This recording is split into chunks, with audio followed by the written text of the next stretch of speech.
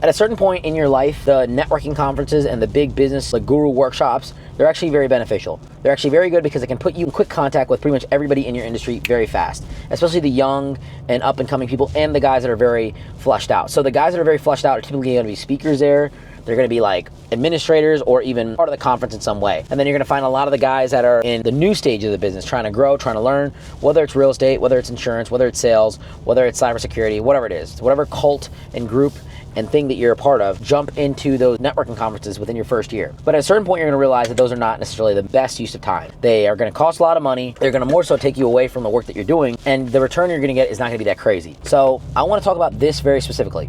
The networking conferences, the big meetups and all that, if you're new to an industry and you want to meet the players and you want to connect with people and you're looking to meet people that are looking to meet people, this is probably one of the best things that you can do.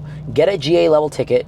The really VIP ones are not that amazing. You don't need to meet the owner. They're not going to give you some money or some extra sauce that they haven't given on stage or haven't given in the conference. It's much better to just get a regular ticket for those events, $200, $199, $99, and just go learn. And honestly, the knowledge itself is not going to be mind-blowing because typically the speeches they give are not like, oh my God, I never thought of that ever. Like, that's so fucking amazing. It's the people you meet there. It's the connections you meet there.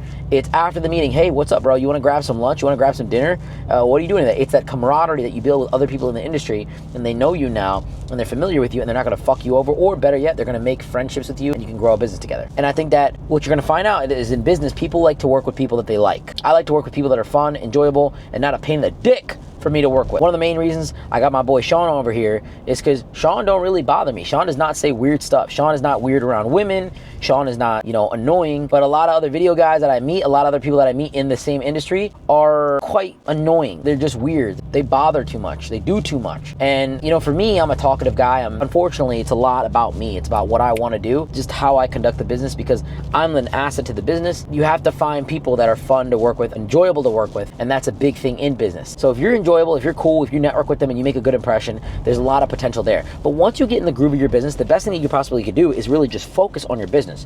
Focus on showing up every single day. If you got employees, send them out as field agents for you to bring people back in, to go and network, to go and build more value and bring ideas. But ultimately, at the end of the day, it's not like you should be going to these network conferences when you're 10 years in the business. There are guys that have been in the business for 15, 20 years. They go to these events consistently. And I'm like, why? Do you just want to be motivated? Because a lot of these events are motivation. Like, you're in the best industry ever. Dude, the best blowing up. We're on top of the world. They're not really there to give you real technical sauce. And so sometimes sitting at home and just working, and this is what I've been doing a lot, I'm not even looking to do so much networking and partying and this, that, and third. I'm really just focused on a rhythm, a routine of just getting content down and getting things done and then getting my work done to eventually grow. And when I grow to the right levels and I really do the right thing, then I can start being a speaker at these events. I've built enough brand authority, so on and so forth. So my whole point with this entire video, this entire episode, is that those conferences aren't necessarily bad in the beginning, but they get very, very large diminishing returns as you become very structured in the business. The only time that you should go for those conferences when you're very big in the business is if you're a speaker and if you're someone that's an administrator of them. That's where it really makes sense for you, and you're probably going to get paid, and you can probably get a lot of potential hires and a lot of clout and a lot of industry presence off that. So hopefully this makes sense.